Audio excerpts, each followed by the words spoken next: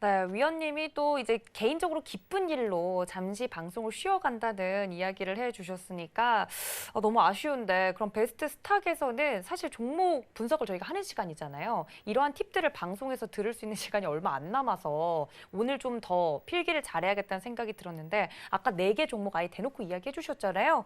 베스트 스탁에서는 그럼 오늘 꼽아온 종목 같은 경우는 어떤 종목일까요? 네, 제가 뭐 방송을 떠나는 건 아, 아니고요. 네, 그렇죠. 다시 올 건데. 네. 일주일 베스트 트레이딩맨 다음 주 목요일 네. 하루만 쉬어가는 거죠. 어떻게 보면. 또 팬분들은 네. 가슴이 철렁하셨을 수도 있어요. 네, 그래서 한 주만 딱 하고요. 그 3월 달에 다시 돌아온다라고 네. 꼭 아셨으면 좋겠습니다.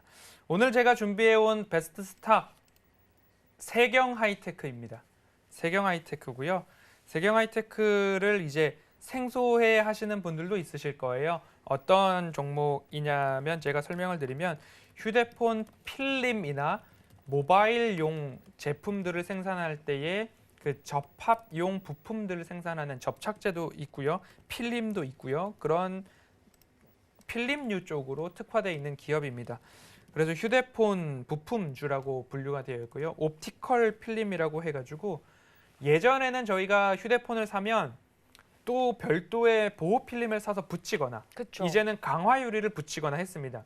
그런데 폴더블 폰이 나왔을 때 초기를 생각해 보시면 외국에서 그 얼리 어답터들이 신규로 받아서 뭔가 필름이 있는 것 같은데 떼라는 거야, 떼지 말라는 거야. 원래는 한 겹 있는 거 떼고 내가 산 거 붙이거나 강화유리 붙이거나 해서 써왔다는 거죠. 그런데 이거를 그때랑 동일하게 생각을 해서 뗐더니만 접었다 폈다 할 때에 줄이 가고 결국엔 액정이 망가지는 일이 생겼습니다. 그때 이제 적용되기 시작한 게 뭐 옵티컬 필름, OCA 필름이라고 보시면 될 텐데 요즘 최근에 휴대폰을 구매하거나 바꾸신 분들 보면 휴대폰 매장이나 서비스 센터에서 뭔가 불빛이 나온 기계에다가 액정 필름을 붙이고 굳혀주는 모습을 보셨을 겁니다. 그런 필름류를 제조하고 기술력을 갖고 있는 기업 세경 하이테크라고 보셨으면 좋겠고요.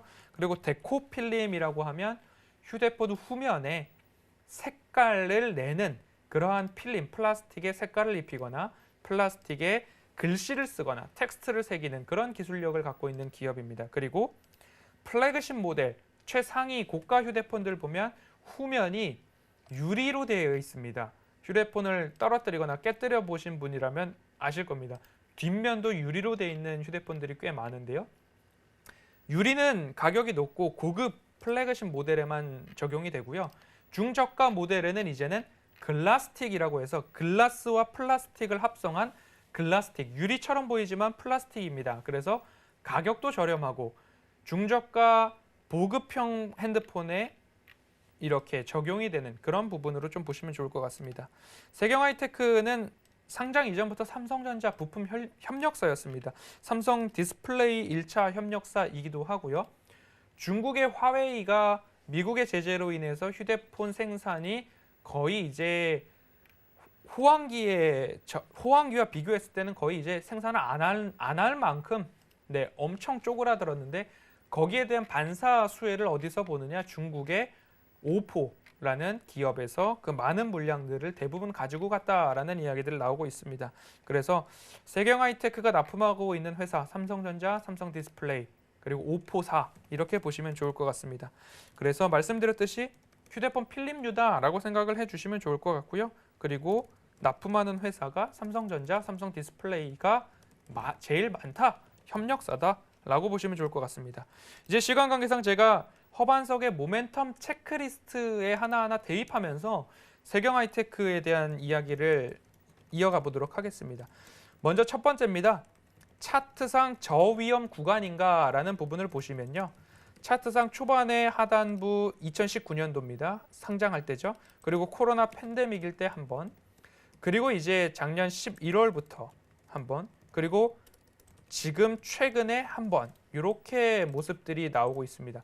그렇게 한다면 최근에 이 포인트를 맞고 올라갔다라는 그런 부분들인데 이것이 과연 뭐 추세선을 제가 그을 때 이 구간에서 매수하시면 그나마 덜 위험합니다. 뭐가 덜 위험하냐? 손실 구간으로 접어들기에 덜 위험한 자리입니다. 그래서 첫 번째에다 뒀습니다. 여기에서 너무 고가 영역으로 올라 있다. 추세가 상단부에 있다라고 하면 저는 이제 1번에서 탈락인 거죠.